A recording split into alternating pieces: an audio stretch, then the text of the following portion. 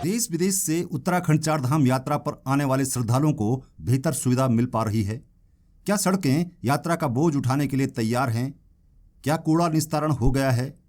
क्या संवेदनशील स्थानों पर सड़क को ठीक कर लिया गया है, या अब भी सिर्फ विभागों के आपसी तालमेल का ही रोना रोया जा रहा है? उत्तराखंड चारधाम यात्रा को करीब 2 सप्ताह का समय हो गया है। प्रतिदिन हजारों की तादाद में बाहरी प्रदेशों से श्रद्धालु गंगोत्री और यमुनोत्री धाम दर्शन के लिए आ रहे हैं। अब तक करीब 1.7 लाख श्रद्धालु गंगोत्री और यमुनोत्री दोनों धामों के सुरक्षित दर्शन कर चुके हैं। यात्रियों को चारधाम यात्रा में कोई असुविधा न हो, इसके लिए एसपी उत्तरकाशी अपर्ण यदुवंशी ने गंगोत्री यात्रा धाम मार्ग पर पुलिस चौकियों का निरीक्षण किया और अधिकारियों को जरूरी दिशा निर्देश दिए। साथ ही यात्रियों से अच्छे व्यवहार की हिदायत दी। निरीक्षण के दौरान उन्होंने पंजीकरण केंद्र पर तैनात पुलिसकर्मियों से श्रद्धालुओं के साथ बातचीत कर उनका अनुभव साझा किया। इसके अलावा सड़क पर संवेदनशील स्थानों जैसे हेलगुगाड़, गंगनानी, सुक्खी आदि स्थानों का निरीक्षण किया और वहां पर तैनात पुलिस बल को सतर्कता बरतने के निर्देश दिए और कंट्रोल रूम पर उच्च अधिकारियों के संपर्क में बने रहने और जाम की स्थिति में वन वे यातायात चलाने के निर्देश दिए। गंगोत्री धाम और घाट पर पुलिस बल, फायर सर्विस, एसडीआरएफ, क्यूआरटी को घाटों पर सतर्क रहने और श्रद्धालुओं को कतार लगाकर दर्शन कराने के निर्देश दिए। एसपी ने वहां मौजूद श्रद्धालुओं और तीर्थ यात्रियों से व्यवस्था का फीडबैक भी लिया। गंगोत्री और यमुनोत्री वाले जिले उत्तरकाशी में कैसे चल रहा है चारधाम यात्रा व्यवस्था, हमारे साथ जुड़ रहे हैं वरिष्ठ पत्रकार शैलेंद्र गोदियाल। हाँ, आपका धन्यवाद। गोदियाल जी, जानना चाह रहे थे कि चारधाम यात्रा में तमाम तरह की जो दिक्कतें आती हैं, चाहे वो गंगोत्री यमुनोत्री की बात करें या बद्री केदारनाथ की बात करें, तमाम तरह के आरोप लगाते हैं यात्री वहां पर। हालांकि प्रशासनिक दौरा भी होता है, पुलिस प्रशासन अलग दौरा करता है, डीएम अलग दौरे करते हैं, लेकिन कौन से पॉइंट्स हैं जहां पर चूक हो जाती है?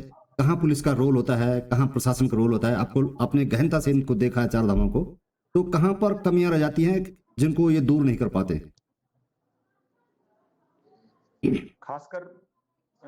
खासकर जो चीजें हमें जो सामने आई हैं और जिन चीजों को मैंने देखा है कि जहाँ पे अधिक कमियां होती हैं, वो क्षेत्र मेन तो पहले सड़क है, क्योंकि जिससे यात्री शहर से नीचे जो मैदानी क्षेत्रों से एक धाम तक पहुंचता है, जी। तो कनेक्टिविटी सबसे मेन वही है कि जो सड़क कनेक्टिविटी जो धाम को जोड़ती है, धाम तक उसे पहुंचना है।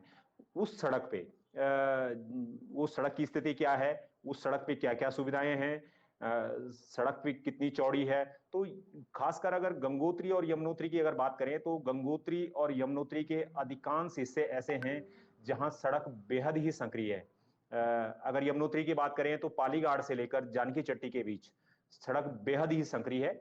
और अभी कुछ दिन पहले, 3 से 4 दिन पहले एक हादसा भी होते होते बचा है वहां पे, जिसमें 40 राजस्थान के 40 यात्री सवार थे। एक बस पहाड़ी से टकरा गई थी, फिर से उसका टायर जो है, एक आगे का टायर वो सड़क से बाहर चले गया था। तो जिस स्थान पे ये हादसा हुआ है, वहां पे सुरक्षा के कोई इंतजाम नहीं थे, ना तो क्रॉस बैरियर थे, ना पैराफिट थे, ना ही कोई ऐसे चेतावनी बोर्ड उस क्षेत्र में लगे हुए थे। यह स्थिति केवल उस जगह की नहीं है, बल्कि अन्य जगहों की भी है, जो पालीघाट से उसके बीच का जो क्षेत्र है। इसी तरह से हम गंगोत्री की अगर बात करें, तो गंगोत्री में भी इसी तरह की स्थिति है। आपका गंगनानी से लेकर और डबरानी, सुक्की और हरसिल तक तकरीबन सड़क बेहद ही संकरी है। अभी बीती रात की बात है कि गंगनानी के पास में एक जो बस है जो गंगोत्री से वापस लौट रही थी, उसका एक टायर वो नाली में धंस गया और करीब लगभग 2 से ढाई घंटे उसको करने में लगे, कि उसको बस को निकालने में लगे। बस वालों ने अपने जो मेरे वहां पे जो मेरे सूत्र हैं, उन लोगों ने जब मेरे को बताया कि जो सवारी थे उन लोगों ने पैसे एकत्र किए 1500 रुपए, और उसके बाद जो लेबर थी वहां पे उसको दिए, फिर उन्होंने नाली पे पत्थर पुत्थर भरे, तब जाके बस निकली। तो मतलब ऐसी व्यवस्थाएं हैं।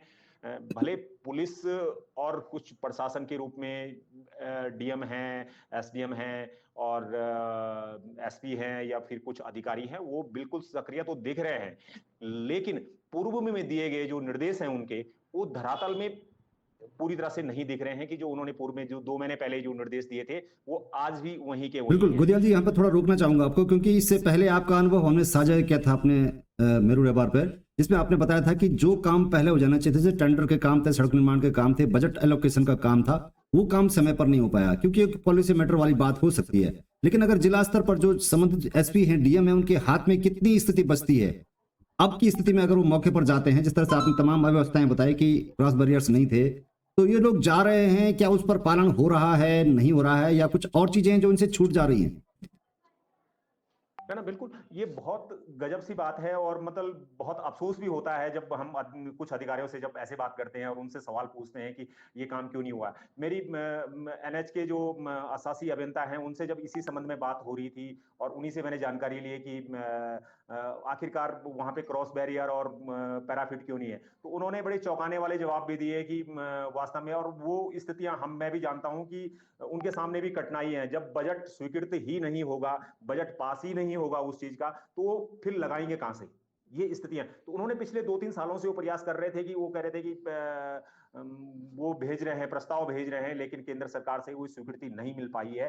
पालीगढ़ से और जानकी चट्टी के बीच में, जो फूल चट्टी या जानकी चट्टी के बीच में जहां तक उनकी सड़क पड़ती है, उसके लिए स्वीकृति नहीं मिल पा रही है। बीते साल की आग में बता रहा हूं कि आपका सियाना चट्टी के पास में एक जो मैक्स थी वो खाई में गिर गई थी। जहां पे वो खाई में गिरी थी उस जगह पे भी ना तो क्रॉस बैरियर थे ना पैराफिट थे, उसमें 3 से 4 लोगों की मौत हुई जो यात्री थे। तो ऐसी स्थितियां हैं कि जो काम पहले हो जाने चाहिए थे वो नहीं होते बिल्कुल हैं, ये बिल्कुल बिल्कुल है। और गुदियाल जी। मैं अभी आपको जी। बताना चाहता हूं कि खैर उत्तरकाशी की मैं खास करके बात कर रहा हूं, उत्तरकाशी शहर की बात कर रहा हूं। ये शहर तो मतलब एक बड़ा अच्छा शहर किया जाना चाहिए था इसमें। लेकिन जब आप देखते हैं कि आप जैसे उत्तरकाशी में यात्री इंटर होता है तो आप जो तामाखानी के कूड़े पास जो खड्डे। कूड़े का ढेर है उससे जूझना पड़ता है। आप सुरंग के अंदर, जो तामाखानी की सुरंग के अंदर आप पैदल नहीं जा सकते, इतनी बदबू वहां फैल रही है। और जो यात्री आ रहे हैं अगर उनकी गाड़ी के शीशे खुले हैं तो बिल्कुल उन्हें भी उस समस्या से जूझना पड़ रहा होगा और वो समस्या भी देखनी पड़ रही है। जब जैसे वो शहर में आते हैं तो उसके बाद उन्हें पार्किंग के लिए कोई उचित स्थान नहीं है। एक गिना चुना स्थान जो रामला ग्राउंड का है उसको भी सही ढंग से नहीं किया गया है। अगर वो कोई यात्री की बस अगर रामला ग्राउंड में चले गई, अगर वहां पे कुछ सीमित पालिका ने अपनी पार्किंग बनवाई है और लेकिन व्यवस्थित रूप में वो पार्किंग भी नहीं चल रही है, लेकिन उसमें इतना कीचड़ है कि यात्री अगर उस बस से उतरेगा तो बिल्कुल उसके पांव सने होंगे कीचड़ से, उसके कपड़े गंदे होंगे, वहां आम आदमी भी बिल्कुल चल फिर नहीं सकता। तो इतनी गंदगी है, उसका ड्रेनेज सिस्टम बिल्कुल खराब है, जबकि पालिका ने कई लाखों रुपए उस ग्राउंड पे लगा दिए हैं। तो ये स्थितियां, हम एक पार्किंग भी सही नहीं दे पा रहे हैं, हम यात्री को क्या दे पा रहे हैं? जो यात्री इतने दूर दराज से क्षेत्र से आता है या फिर गुजरात से आ रहा है या राजस्थान से आ रहा है या दूसरे प्रदेशों से, विभिन्न प्रदेशों से आ रहा है, और इस जिले में जो जब यात्री आता है तो मैं अगर वो डामटा में इंटर कर रहा है और यहाँ से और धौतरी तक हो जाता है, लगभग 2 से 3 दिन में का समय रहता है कि वो उसने यमुनोत्री धाम कर लिया, उसके बाद उसने गंगोत्री कर लिया, विभिन्न पड़ावों पर रुकता है, खरीदारी करता है, तकरीबन 25 से 30 हजार रुपए वो यहाँ खर्च करता है। एक यात्री जी। एक यात्री 25 से 30 हजार रुपए खर्च करता है। हम बदले में उस यात्री को दे क्या रहे हैं? केवल कीचड़, केवल कूड़े की बदबू, या उसे जाम की समस्या? हम दे क्या रहे हैं? कुछ नहीं। ये बिल्कुल है व्यवस्था। गुदियाल जी, जिस तरह से अपने कुछ समस्याएं उठी, उसमें ये अधिकारी अक्सर ये बयान देते हैं कि विभिन्न विभागों के तालमेल का अभाव है, पालिका कहती है जगह नहीं मिली, प्रशासन जगह नहीं दे पा रहा, इस तरह की बातचीत आती है। लेकिन जो मौजूदा हालात हैं उसमें कुछ पॉलिसी मैटर भी हैं जिसमें कहा जाता है कि बजट एलोकेशन नहीं हुआ, उसमें डिस्ट्रिक्ट मजिस्ट्रेट या जिला स्तर के अधिकारी कुछ नहीं कर सकते। लेकिन जितना भी संसाधन के पास मौजूद हैं, जो फोर्स मौजूद है, और जिस तरह से ये यात्रा रूटों का भ्रमण किया जा रहा है, चाहे जिला प्रशासन की तरफ से, पुलिस प्रशासन की तरफ से हो, तो उसमें क्या कुछ किया जा सकता है? कहाँ, जैसे आपने कहा, जाम की कमी है, अक्सर शिकायतें क्या होती हैं यात्रियों की, और क्या उस पर ये अपने संसाधन जो इनके पास मौजूद हैं उसको पूरा कर पा रहे हैं, या अभी भी कुछ वीक होल्स हैं इसमें? है ना, बिल्कुल। जो संसाधन में मेरा मतलब जहां तक सोचना है कि जो चीजें होनी चाहिए यात्रा के लिए एक अलग से प्रदेश सरकार को एक अलग से चार धाम यात्रा का एक बजट निर्धारित करना चाहिए कि ये चार धाम का बजट है, ये जो अपने बजट में इस को शामिल किया जाना चाहिए कि ये चार धाम यात्रा के लिए ये बजट है, उसमें सड़क के लिए इतना जाएगा, टॉयलेट के लिए इतना जाएगा, जो भी चीजें स्थायी रूप में होनी है उस चीज के लिए वो बजट मिले उन्हें। क्योंकि होता क्या है कि बजट ये विभिन्न विभाग हैं वो बजट भेजते जरूर हैं, जैसे केंद्र सरकार को भेज दिया या जो अलग अलग एजेंसी को भेज दिया, वहां से पैसा स्वीकृत नहीं हुआ। लेकिन अगर बजट का प्रावधान हो तो व्यवस्थाएं सुधर सकती हैं, बेहतर ढंग से सुधर सकती हैं। तो ये चीजें हैं। बिल्कुल, आपने कहा जिस तरीके से बजट एलोकेशन की बात आई थी, प्रदेश में हो क्या रहा है दरअसल? चारधाम यात्रा शुरू हो गई, पर्यटन मंत्री हैं सतपाल महाराज, पीडब्ल्यूडी मंत्री भी हैं, कांग्रेस जब चेताती है, गरिमा दासोनी प्रवक्ता है कांग्रेस, उन्होंने जब सवाल उठाया कि पर्यटन मंत्री हैं कहाँ, उसके बाद पर्यटन मंत्री दिखते हैं, फिर वो गणना करते हैं, फिर यात्रा का रूट पे जाते हैं, निरीक्षण करते हैं। तो क्या हालात है, क्या मंत्रियों के ऐसे हालात हो गए कि उनको लगता है कि जरूरत ही नहीं है, या चल क्या रहा है? क्या लगता है कि हुई पोस्ट सेक्रेटरी चला रहे हैं, अफसरशाही हावी है, या कोई करना ही नहीं चाहता, उनको लगता है कि हमारे हाथ में कुछ है ही नहीं? बिल्कुल आप सही कह रहे हैं। जो चीजें हैं मैं बिल्कुल सहमत हूं कि वास्तव में वही स्थिति हो रही है कि ये समझ नहीं आ रहा है कि इसको व्यवस्था को चला कौन रहा है।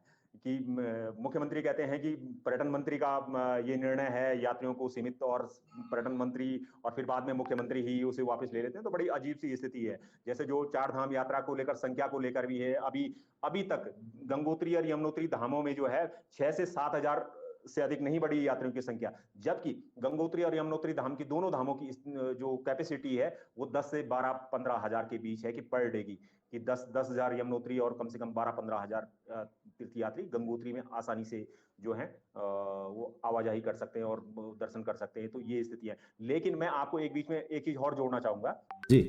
इस यात्रा में जो ये चार धाम यात्रा चली आ रही है, इस यात्रा में एक सबसे बड़ी जो खामी है जो सरकार नहीं कर पा रही है, यात्री यहाँ आ रहा है, पैसा खर्च कर रहा है, सब कुछ कर रहा है, मतलब ये चीजें कर रहा है पैसे, लेकिन जो टैक्स सरकार को मिलना चाहिए वो टैक्स नहीं मिल रहा है सरकार को। उसकी बहुत बड़ी चोरी हो रही है। खासकर होटलों में जीएसटी के बिल नहीं दिए जा रहे हैं यात्री को, 5-5, 10-10 हजार के कमरे दिए जा रहे हैं लेकिन उसमें जीएसटी नहीं दिया जा रहा है। ये बहुत बड़ी चोरी हो रही है। इस पे किसी का ध्यान नहीं है, प्रशासन का ध्यान भी नहीं है। इससे प्रदेश सरकार को बहुत बड़ी आय मिल सकती है अगर इसमें ध्यान दें। जी बिल्कुल, जहां प्रदेश सरकार रेवेन्यू की उगाही के लिए सिर्फ शराब और वाइन के कारोबार पर निर्भर है, इस तरह से आपने बताया कि अगर चार धाम में यात्रा और जाम खुलवाने के अलावा भी पुलिस और जो प्रशासनिक टीम है वो अगर इस बात पर भी ध्यान दे कि जीएसटी से किस तरीके से राजस्व बढ़ सकता है, तो कहीं ना कहीं यात्रा व्यवस्थाओं में भी और अधिक सुधार ला जा सकता है। उम्मीद की जानी चाहिए कि जिस तरीके के संसाधन, हालांकि काफी कमियां हैं जो शासन स्तर से हैं, लेकिन जो मौजूदा हालात है उसमें जिला स्तर पर जो अधिकारी उनके पास जो संसाधन मौजूद हैं उसके आधार पर वो अपने काम को कितना बखूबी अंजाम देते हैं। शुक्रिया गुदियाल जी हमारे साथ जुड़ने के लिए।